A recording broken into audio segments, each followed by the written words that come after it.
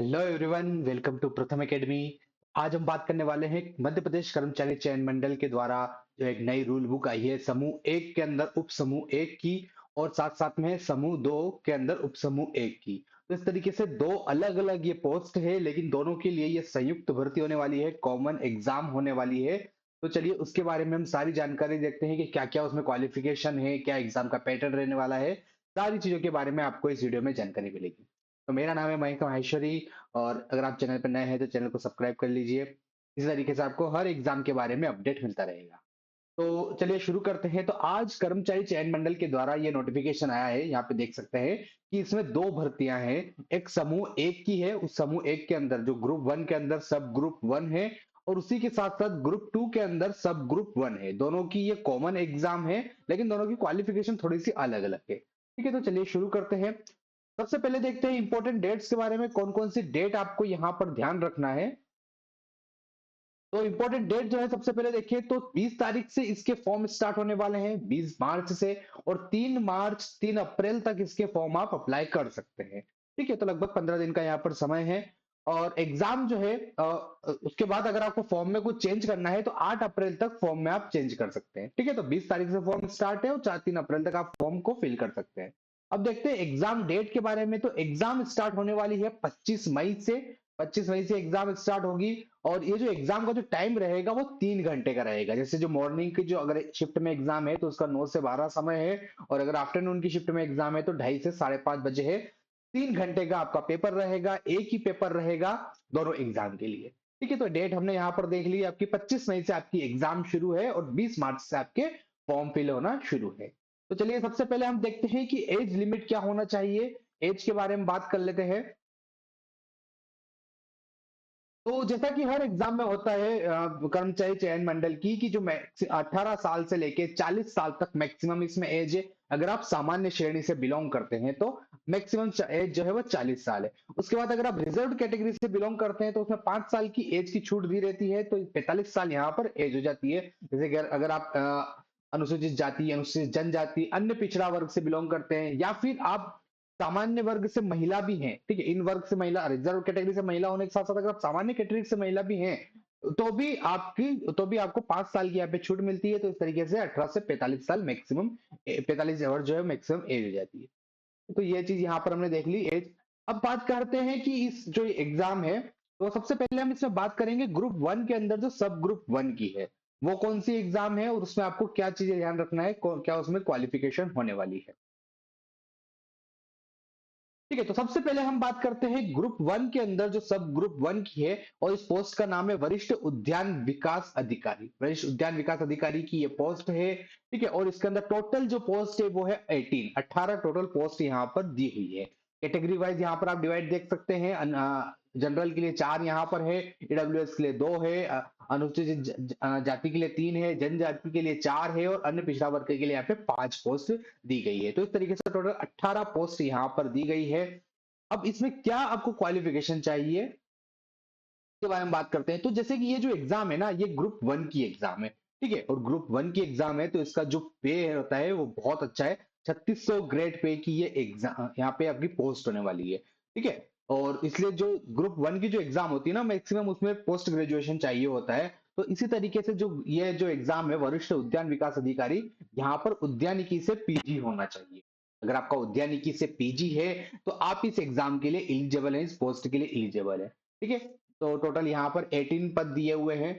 अब कई बार है ना, ये पिछले वीडियोस में भी मेरे कई सारे ये क्वेश्चंस आए थे कि जैसे कि मान लीजिए आपका लास्ट सेम चल रहा है, मान लीजिए आपका एग्जाम हो गया है लेकिन रिजल्ट बाकी है, तो क्या आप उस कंडीशन में अप्लाई कर सकते हैं क्या।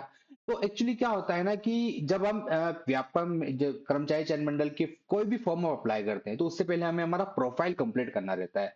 जो पीईबी की प्रोफाइल है, और उस प्रोफाइल में हमें फिल करना रहता है कि हमारी एजुकेशन क्वालिफिकेशन क्या है। ठीक है, जैसे अगर आपका पीजी कंप्लीट हो गया है तो आपको पीजी वहां पर सिलेक्ट करना रहता है। यू अगर आप अंडर ग्रेजुएट है अभी तो आपको अंडर ग्रेजुएट सिलेक्ट करना रहता है। तो क्या होता है ना कि ये जो एग्जाम होती है कर्मचारी चयन मंडल की, इसलिए इसमें जब भी एग्जाम की जो लास्ट डेट है उस डेट तक अगर आपकी जो डिग्री कंप्लीट हो गई तो आप इस एग्जाम के लिए एलिजिबल हो जाते हैं, ठीक है। और ये इसमें थोड़ी सी इशू है, इसमें लास्ट ईयर जो अपीयरिंग वाले हैं वो इसमें एलिजिबल नहीं हो पाते हैं। क्यों नहीं हो पाते हैं? क्योंकि आपका वो कंप्लीट नहीं हुआ है, आपकी जो प्रोफाइल में वो स्नातकोत्तर आप फिल नहीं कर पाएंगे, क्योंकि अभी तक आपका स्नातकोत्तर पूरा नहीं हुआ है। या फिर अगर आप ग्रेजुएट लेवल की एग्जाम दे रहे हैं तो आपका ग्रेजुएट अगर फिल नहीं हुआ है, कंप्लीट नहीं हुआ है, तो आप उसको सिलेक्ट नहीं कर पाए, वो सिलेक्ट नहीं कर सकते। तो आपका जो लास्ट डेट है ना, जो फॉर्म की, वहां तब तक आपका एजुकेशन क्वालिफिकेशन कंप्लीट होना चाहिए, ठीक है। तो ये हमने पोस्ट देख ली वरिष्ठ उद्यान विकास अधिकारी की। उद्यानिकी से आपका पीजी होना चाहिए, स्नातकोत्तर होना चाहिए, और बहुत अच्छी ये पोस्ट है क्योंकि 3600 ग्रेड पे की ये पोस्ट होने वाली है, ठीक है।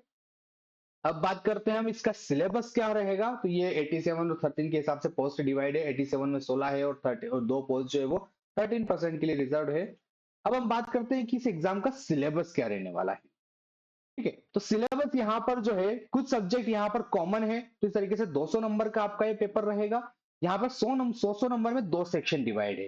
दो सेक्शन कह सकते हैं। ये जो पहला जो सेक्शन है ना, ये 100 नंबर का है, और ये कॉमन सब्जेक्ट से है, जो आपकी हर एग्जाम में होते हैं। कर्मचारी चयन मंडल की, जैसे कि अभी हमने ग्रुप वन की जो देखी थी, उसके अंदर भी यही चीजें थी। सामान्य ज्ञान होने वाला है इसमें, जनरल नॉलेज है, उसी तरीके से सामान्य हिंदी है, सामान्य अंग्रेजी भी इसमें है, गणित भी है, और रीजनिंग, सामान्य तार्किक योग्यता है।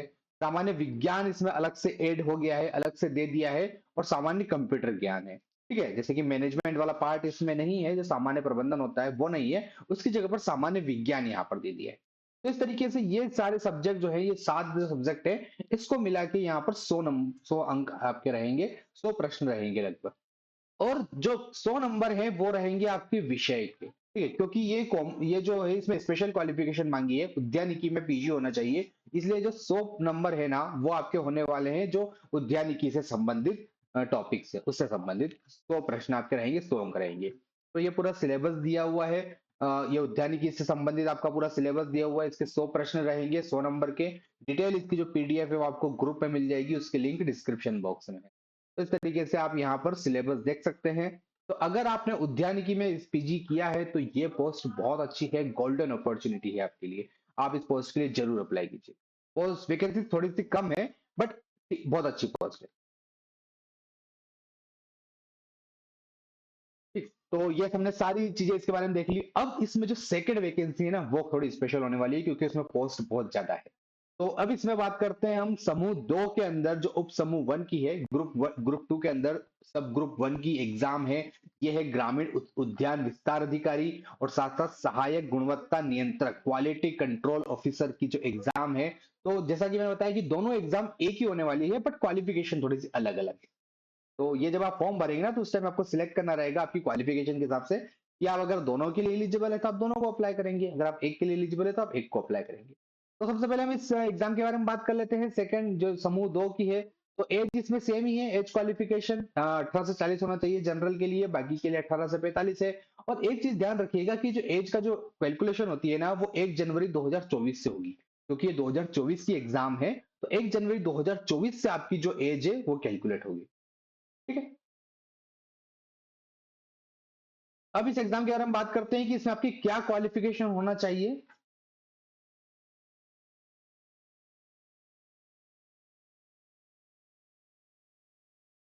ठीक है। तो इसके बारे में हम देखते हैं। ये जो एग्जाम है, इसके अंदर आपकी दो पोस्ट है, दो अलग अलग चीज है, पोस्ट नहीं सॉरी, दो अलग अलग यहाँ पे पद हैं। एक है ग्रामीण उद्यान विस्तार अधिकारी की, और एक है सहायक गुणवत्ता नियंत्रक की, और एक और सहायक गुणवत्ता नियंत्रक की यहाँ पे पोस्ट दी हुई है। तो अब देखते हैं कि इसमें क्या कितने पोस्ट होने वाली है। तो जो ग्रामीण उद्यान विस्तार अधिकारी की पोस्ट है, 114 पोस्ट यहाँ पर आई है। बहुत अच्छी पोस्ट है, बहुत अच्छी पोस्ट नंबर में पोस्ट आई है। 114 यहाँ पर पोस्ट है। जनरल के लिए 31 है, ईडब्ल्यूएस के लिए 11 है, अनुसूचित जाति के लिए 18 है, जनजाति के लिए 23 है, और अन्य पिछड़ा वर्ग के लिए 31 यहाँ पे पोस्ट है। तो इस तरीके से 114 यहाँ पर पोस्ट दी हुई है।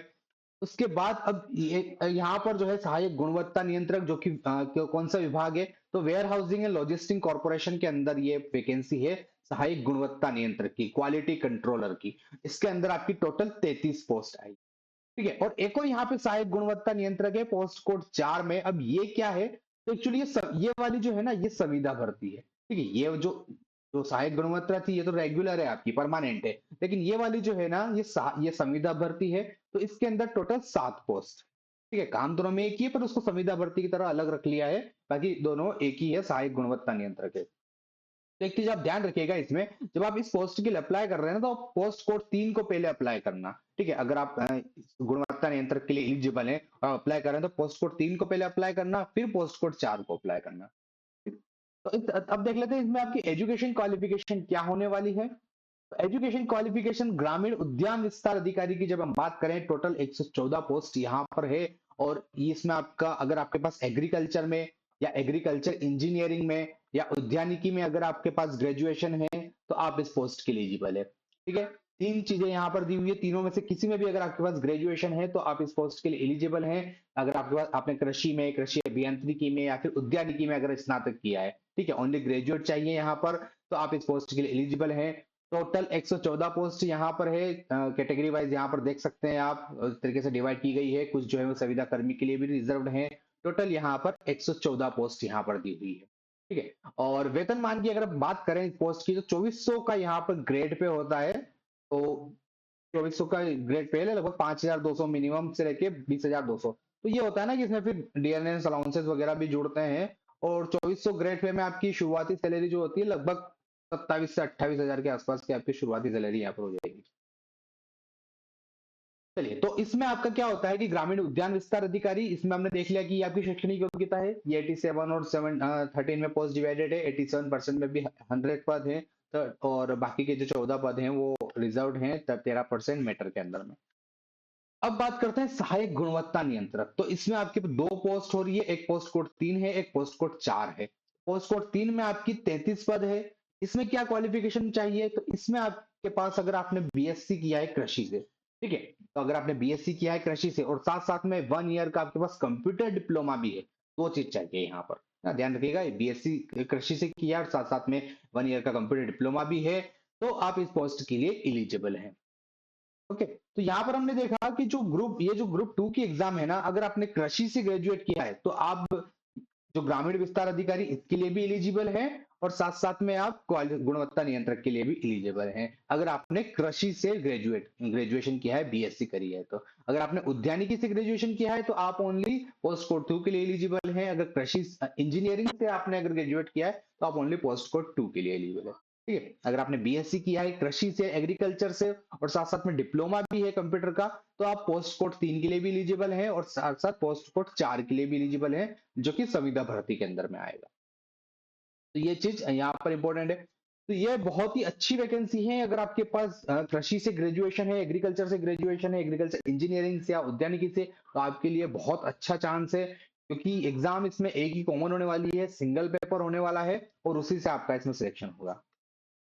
अब बात करते हैं इसमें सिलेबस की। ठीक है, तो सिलेबस क्या होगा इसमें, सिलेबस इसमें वही है, दो चीजें हैं। 200 नंबर का पेपर है, तो 100 नंबर तो आपके वही सारी कॉमन चीजें हो गई, सामान्य ज्ञान से लेके कंप्यूटर तक, यही कॉमन चीज हो गई जो हमने पिछले उसमें भी देखा था सिलेबस में। उसके बाद 100 नंबर जो है, ये आपके संबंधित विषय के हैं। जैसे संबंधित विषय में मान लीजिए आपका एग्रीकल्चर है, क्योंकि इसमें एग्रीकल्चर क्वालिफिकेशन चाहिए, तो एग्रीकल्चर के यहाँ पर टॉपिक्स दिए हुए हैं, जैसे जनरल एग्रीकल्चर है, एग्रोनॉमी है, सॉइल साइंस है। उस तरीके से ये पूरा सिलेबस दिया हुआ है। डिटेल पीडीएफ आपको ग्रुप में अवेलेबल है, वहां से आप डाउनलोड कर सकते हैं। तो इस तरीके से आपका ये पूरा सिलेबस दिया हुआ है, और ये 100 नंबर का आपका पेपर आएगा। ठीक है, तो हमने दो चीजें यहाँ पर देखी है। पोस्ट जो ग्रुप 1 की है, उसमें आपका पीजी होना चाहिए उद्यानिकी में, और ग्रुप 2 जो है, उसमें आपका ग्रेजुएट होना चाहिए, सिर्फ कृषि से या उद्यानिकी से। तो आप उसके हिसाब से अप्लाई कर सकते हैं इस पोस्ट कोड में। एग्जाम कॉमन होगी, लेकिन सिलेबस थोड़ा सा अलग अलग हो रहा है। जैसे दो, ये जो विषय वाला जो सिलेबस है ना, संबंधित विषय, वो दोनों पोस्ट के लिए अलग अलग हो रहा है। तो पोस्ट के हिसाब से जो भी आपका एजुकेशन क्वालिफिकेशन के हिसाब से अप्लाई करेंगे, तो वो अकॉर्डिंग आपका वो एग्जाम हो जाएगा। तो ये सारी चीजें हमने इसमें कवर करी है।